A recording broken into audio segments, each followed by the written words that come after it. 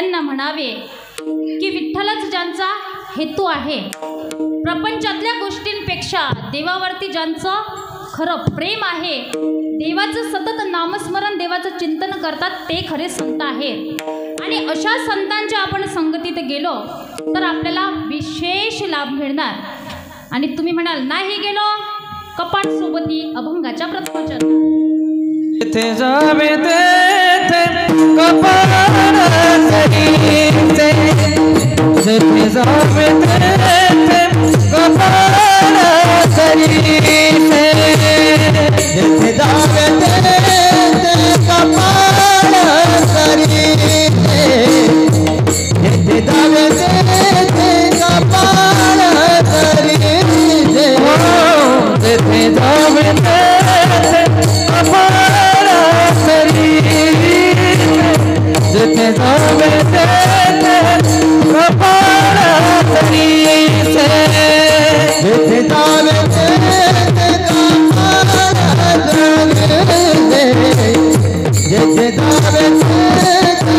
कपाट सरीचे.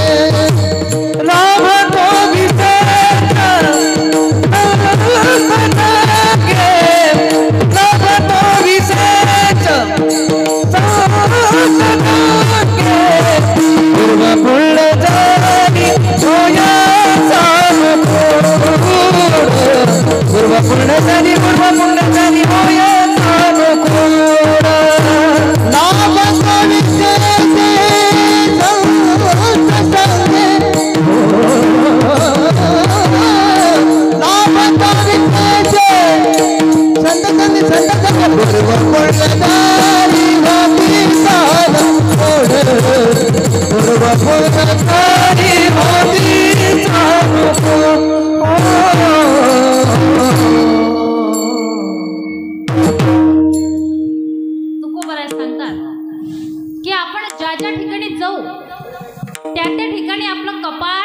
आपल्या सोबत येणार.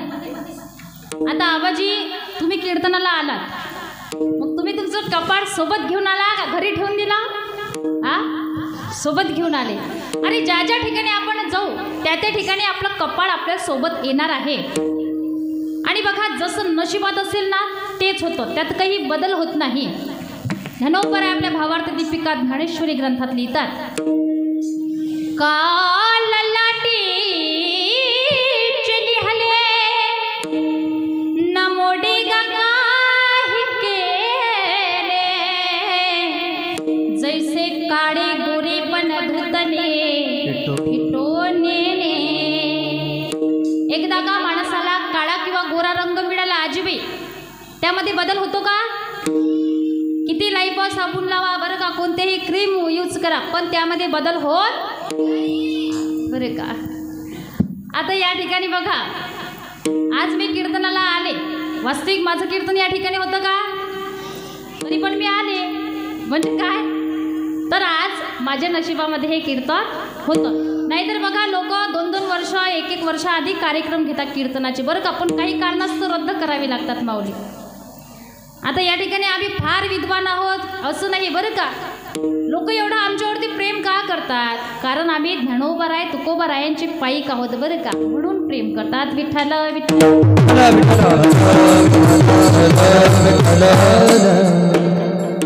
जसं नशिबामधलं असेल ना तेच होतं, त्यात काही बदल होत नाही.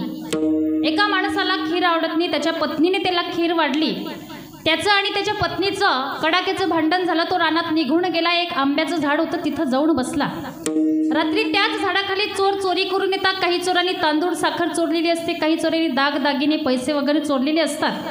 चोर मस्तपैकी खीर बनवतात. आहा वा, तुम्ही तोंडाला पाणी सुटू देऊ नका बरं का, नाहीतर आता तुम्हाला काही इथं खीर मिळणार नाही. आपलं कीर्तन चालू आहे एवढं लक्षात ठेवा.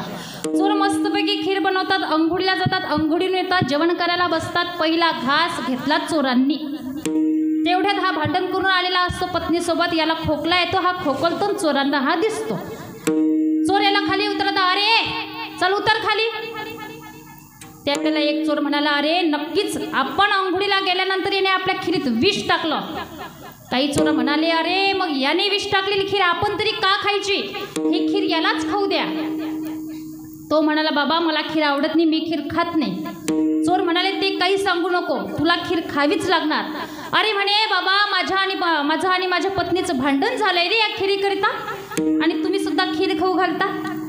त्यावेळेला ते चोर म्हणाले, आम्हाला काही सांगू नको बरं का, तो खिरीत विष टाकलेला आहे, ही खीर तुलाच खावी लागणार.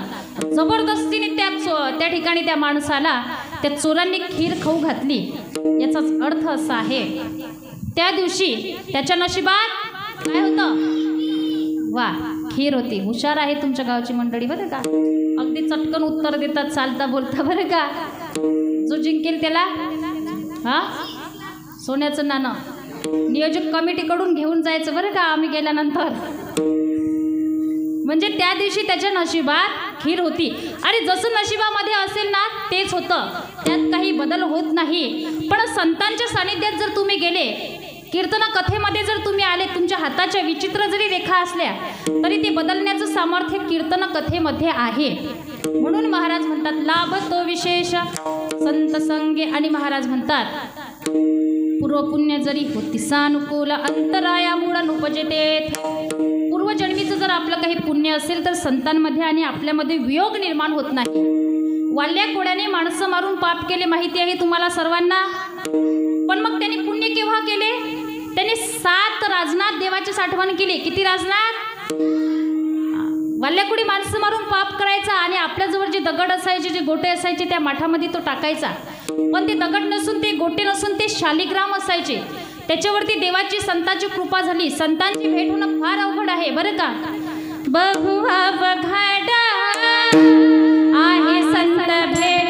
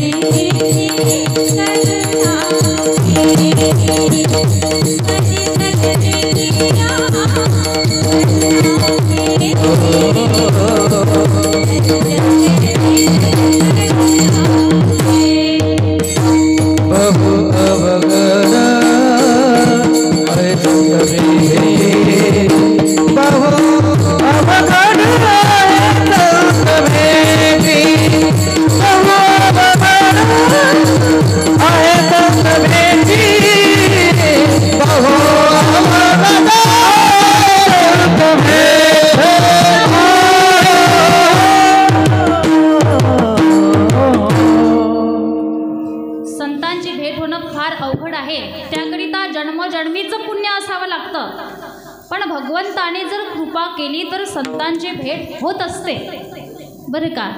आणि संतांची भेट होणं हेच खरं भाग्य आहे. खरं भाग्य म्हणजे धन मिळणं, पुत्र होणं, सुंदर पत्नी मिळणं नव्हे. मग काय आहे खरं भाग्य? अभंगाचं तृतीय. भाग्य तरी लोय धन पुत्र दारा, भाग्य तरी लोय धन पुत्र दारा, भाग्य तरी लोय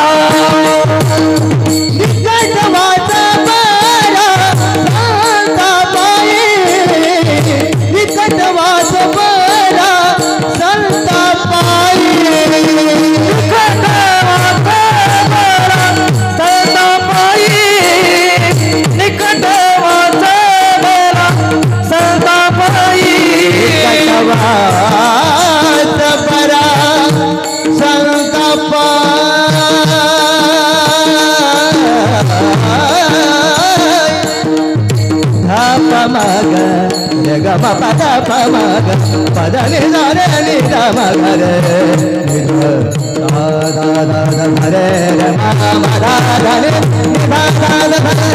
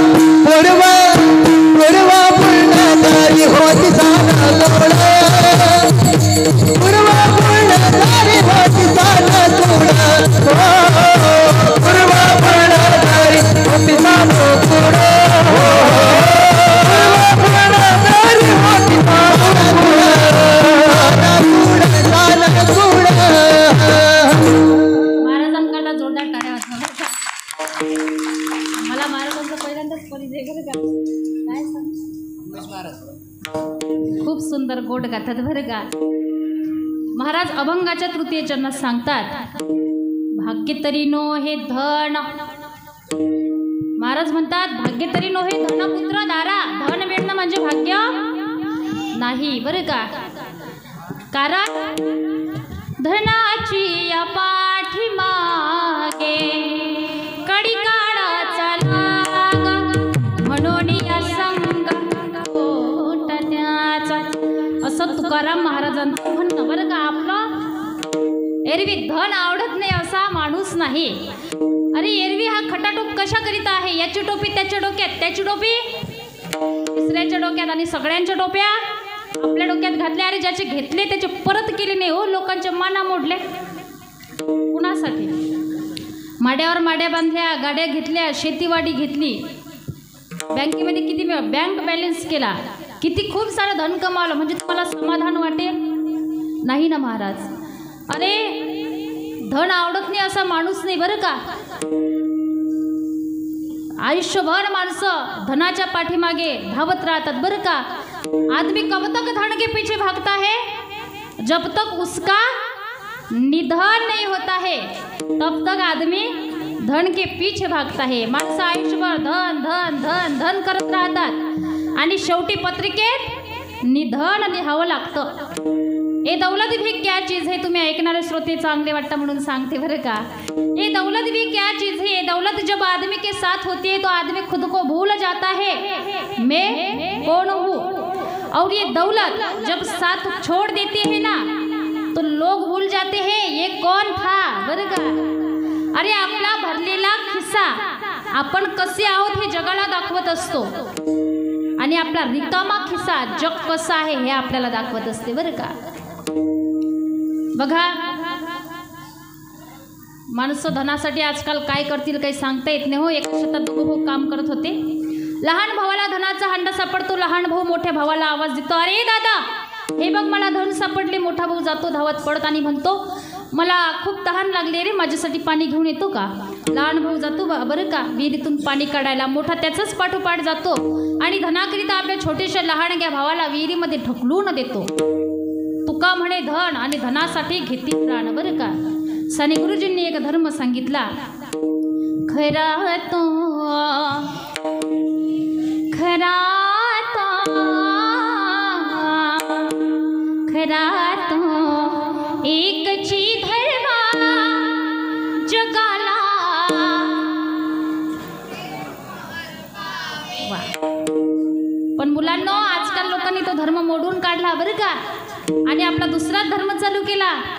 खरा तो एकची धर्मा धुर्याचे बरोबर आहे ना आपाजी. धुर्याचे बांध कोरावे आणि असे बांध कोरले स्वतःच्या सख्या भावाला सोडलं नाही महाराज. या महाराष्ट्राच्या भूमीमध्ये या महाराष्ट्राच्या मातीमध्ये असे काही लोक आहेत की जे धनाकरिता इष्टेटीकरिता संपत्तीकरिता पैशाकरिता आपल्या स्वतःच्या भावाच्या मानेवरती कुऱ्हाडीने घाव घालायला मागे पुढे पाहत नाहीत महाराज. म्हणून धन मिळणं काही भाग्यवान होता येत नाही, त्यामध्ये कलीचा वास आहे. पुत्र होणं सुद्धा भाग्यवान होता येत नाही, कारण चांगला जर निघाला तर जिवंतपणे स्वर्ग, वाईट निघाला जिवंतपणे नरक आहे. एका गरीब आई वडिलांनी ऐका हाडाचं काढा आणि रक्ताचं पाणी करून आपल्या मुलाला शिकवले. पुढे तो कलेक्टर झाला, तो शहरात राहू लागला, त्याचे आईवडील खेड्यात राहू लागले. आवाज दे थोडासा माईकला. तो आपल्या आईवडिलांच्या भेटीला सुद्धा येत नाही. एक दिवस आईवडीलच त्यांच्या भेटीला जातात. अंगावरती कपडे फाटलेले असतात, चप्पल तुटलेली असते, जीर्ण झालेले शरीर, काठी टेकवत टेकवत टेकवत ती त्या ठिकाणी मुलाला भेटायला जातात. मुलाच्या त्या ठिकाणी बघा, त्या ठिकाणी खूप मोठी पार्टी ठेवलेली असते, कारण त्याच्या मुलाचा वाढदिवस असतो. वाढदिवसानिमित्ताने खूप मोठी पार्टी ठेवलेली असते. हे आईवडील जातात. सुनबाईला पाहून, नातवाला पाहून, मुलाला पाहून त्या आईवडिलांच्या डोळ्यामध्ये आनंदाचे अश्रू असतात. हे आईवडील आपल्या मुलाला मिठी मारायला जातात, तेव्हा त्यांचा मुलगा त्यांना दूर लोटून देतो. लोकांनी विचारावं त्यांना, त्या मुलाला, काय हो, हे कोण आहेत? त्यावेळेला तो सांगतो, अरे कुणीतरी भिकारी असेल आणि माझ्या मुलाच्या वाढदिवसानिमित्ताने भीक मागायला आले असेल. त्यावेळेला अक्षरशः रडायला लागतात ते आईवडील, की अरे एवढं आपण हाडाचं काढा आणि रक्ताचं पाणी करून याला शिकवलं, एवढं लोकांची मोलमजुरी केली, तरी सुद्धा याला नोकरीला लावलं, आणि आज आपला मुलगा आपली ओळख द्यायला तयार नाही. त्यावेळेला त्यांचं हृदय बोलून जातं बरं का, नको देऊ देवा पोटी हे संतान, केरा देवा तू आम्हाला असा मुलगा नाही दिला असता ना बाबा, तरी सुद्धा चाललं असतं. एकदाच ते आईवडील आपल्या मुलाच्या भेटीला गेले माऊली, परत भेटीला सुद्धा गेली नाही. मी सांगेन इथे बसलेल्या सर्व तरुणांना की अरे तुम्ही तुमच्या आईवडिलांची सेवा करा. पण आपलं कसं झालं सांगू का, अरे 4 तांदूळ डोक्यावर पडले, बायको घरात आली तर कधी आईवडिलांना विसरून गेलो कळत नाही हो मुलांना. आमची संस्कृती तरी काय आहे, मातृदेव भव पितृदेव भव आचार्य देव भव अतिथी देव भव, अशी म्हणणारी आमची संस्कृती. आणि त्यांचेच आईवडील आज वृद्धाश्रमात राहतात. आणि जास्तीत जास्त वृद्धाश्रमात राहणाऱ्या आईवडिलांची कोणती संख्या असेल तर ती शिकले सवरल्या लोकांच्या आईवडिलांची. मग काय घेतलंय काय आम्ही आमच्या शिक्षणातून? एखाद्या वेळेला जा त्या वृद्धाश्रमामध्ये जा आणि विचारा त्या खितपत पडलेल्या आईवडिलांना की काय हो तुमचा मुलगा काय करतो. त्यावेळेला ते आईवडील सांगतील की आमचा मुलगा ॲडव्होकेट आहे, टीचर आहे, प्राध्यापक आहे, इंजिनियर आहे, डॉक्टर आहे, पायलट आहे. पण त्या वृद्धाश्रमात खितपत पडलेले एकही वृद्ध जोडपं तुम्हाला असं नाही म्हणणार की आमचा मुलगा अडाणी शेतकरी आहे. कारण शेतकऱ्याचे आईवडील कधीच वृद्धाश्रमात पोहोचत नाहीत. ही वस्तुस्थिती आहे महाराज, ही वस्तुस्थिती आहे. कुणाची पोहोचतात मग शिकले सवरलेल्या लोकांचे. मग काय घेतलंय काय आम्ही आमच्या शिक्षणातून? अरे तुम्हाला पैशाने सर्व काही मिळेल महाराज, पण आई वडील मिळणार नाही. अरे जिंदगी में पैसे से सब कुछ मिल सकता है, लेकिन एक बात पैसे से कभी नहीं मिल सकती, उसे माँ बाप कहते हैं. पण आपलं कसं आहे, आई वडील जोपर्यंत आहेत तोपर्यंत कळत नाही, गेल्यावर परत मिळत नाही. अरे ढगा आड गेलेला सूर्य परत दिसेल, पण माती आड गेलेली आई परत दिसणार नाही. मग आपल्याला म्हणावं लागतं कशाला गेली आई तू स्वर्गाला, कोण वागवेल तुझ्या या बाळाला. हे आई तू का सोडून गेलीस ग मला? आई तू होती ना खऱ्या अर्थाने जीवनामध्ये प्रेमाचा सागर होता. आज आई तू या जगामध्ये नाहीस. आई आम्ही कुणाला आई म्हणायचं? बाळा ए बाळा जेवलंस का नाही रे असं आज कोण म्हणणार? मला जर कोणी विचारलं ना या जगामध्ये श्रीमंत कोण, तर ज्याला आईवडील आहेत तो श्रीमंत. या जगामध्ये यशस्वी कोण, ज्याने आपल्या आईवडिलांची किंमत केली तो. या जगामध्ये विजयी कोण, ज्याने आपल्या आईवडिलांचे शब्द पूर्ण केली तो. आणि या जगामध्ये नालायक कोण, तर ज्याने आपल्या आईवडिलांना घराच्या बाहेर लाथा मारून काढलं ना तो नालायक. गोदान आणि भूदान चळवळीचा महान प्रणिता विनोबा भावे ज्या वेळेला व्याख्यानाला जायचे आपल्या आईचं मडकं पातळ सोबत घेऊन जायचे. त्या ठिकाणी व्याख्यानं करायचे. भावींकरता सुंदर मखमलीचं बिछाईत केलेलं असायचं. भावींनी त्याच्यावरती आपल्या आईचं मडकं पातळ अंथरावं माऊली, बरं का आजीबाई, त्याच्यावरती झोपावं. लोकांनी विचारावं भावेंना, अहो भावे काय हो तुम्ही, अहो आम्ही तुमच्याकरता हे मखमलीचं बिछाईत केलं आणि तुम्ही त्याच्यावरती हे मडकं पातळ काय अंथरता. त्यावेळेला भावींनी दिलेलं उत्तर आहे सिरसोवासियांनो. भावे म्हणतात, सावकार अहो तुमच्याकरिता असेल ती मखमलीची गादी, तुमच्याकरिता असेल ती मखमलीचा बिछाईत, पण ऐका ना, ज्या वेळेला मी या मडके पातळावर झोपतो ना, त्यावेळेला मला असं नाही वाटत हे मडकं पातळ आहे, मला असं वाटतं ही माझ्या आईची मांडी आहे. ज्या वेळेला मी माझ्या आईच्या मांडीवरती झोपायचो, आज माझी नाही हो या जगामधून निघून गेली, पण ज्या ज्या वेळेला मी मडक्या पातळावर झोपतो ना माझ्या आईच्या, त्या वेळेला मला असं वाटतं मी माझ्या आईच्या मांडीवरती झोपलोय. ऐका, गोदान आणि भूदान चळवळीचा महान प्रणेता विनोबा भावे कापडामध्ये आई शोधतो आणि आम्ही आमच्या जिवंत आई वडिलांना घराच्या बाहेर लाथा मारून काढतो. बरोबर आहे ना आबाजी? काय वाटत असेल त्या आई वडिलांना? हर बात को तुम भूलो भले, माँ बाप को मत भूलना, उपकार इनके नामों के, इस बात को मत भूलना. चाहे लाख कमाई धन दौलत, एक बंगला कोई बनाए है, माँ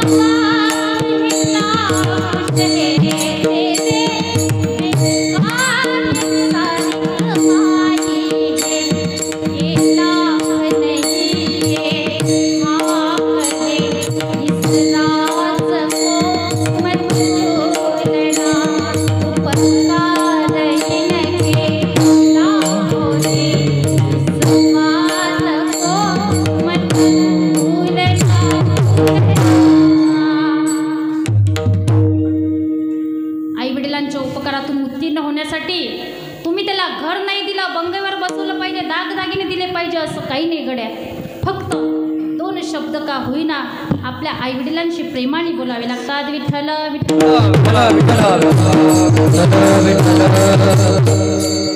म्हणून धन मिळणं, पुत्र होणं, सुंदर पत्नी मिळणं म्हणजे भाग्य नाही, तर निकट वासवरा संतापायी संतांच्या सानिध्यात जाणं हे खरं भाग्य आहे. पण आपण संतांच्या सानिध्यात जातो का हो? आणि तुम्ही जर संतांच्या सानिध्यात जात असाल तर निश्चित तुमच्या जीवनाचं चांगलं होईल. पण संगत केली दारुड्याची निश्चित वाटोळं झाल्याशिवाय राहणार नाही. पण हे मोठ्यांना कळालं नाही, कुणाच्या संगतीत पंगतीत बसायचं. आपण तर बरे का सामान्य माणसं आहोत. आता कर्ण किती शूरवीर होता हो, पण संगती बिघडली त्याची, नाहीतर कर्ण आज अजरामर झाला असता. वाल्याकुडी डाकूच्या संगतीनं बिघडला, पण त्याचं भाग्यच थोर. त्याला नारद महर्षींची भेट झाली, वाल्याचं वाल्मिकी ऋषी झाले आणि रामायण लिहिले. याचेही पुढे जाऊन सांगते. सिरसोवासियांनो ऐका, ऐका बरं का. बघा वाक्य फार छान आहे की 100 गाढवांचं मालक होण्यापेक्षा, 100 गाढवांचं मालक होण्यापेक्षा एका शहाण्याचं नोकर होणं कधीही चांगलं आहे ना. अरे नालायकांमध्ये बसून इज्जत घालवण्यापेक्षा माळकऱ्यांमध्ये बसून हरिपाठ करायला शिका ना. संतन के संग लाग रे तेरी हड्डी बने,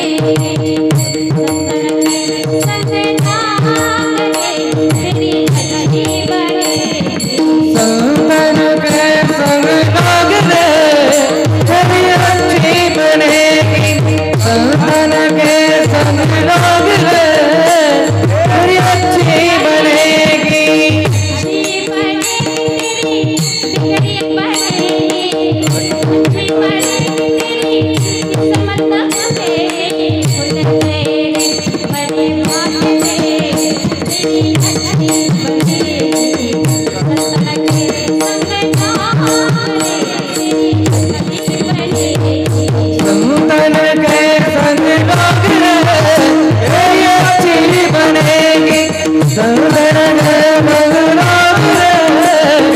हड्डी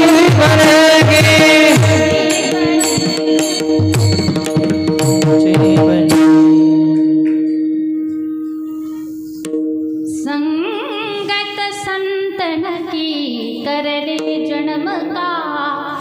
सार्थक कछु करे अखंड दया तुझे प्रीती अखंड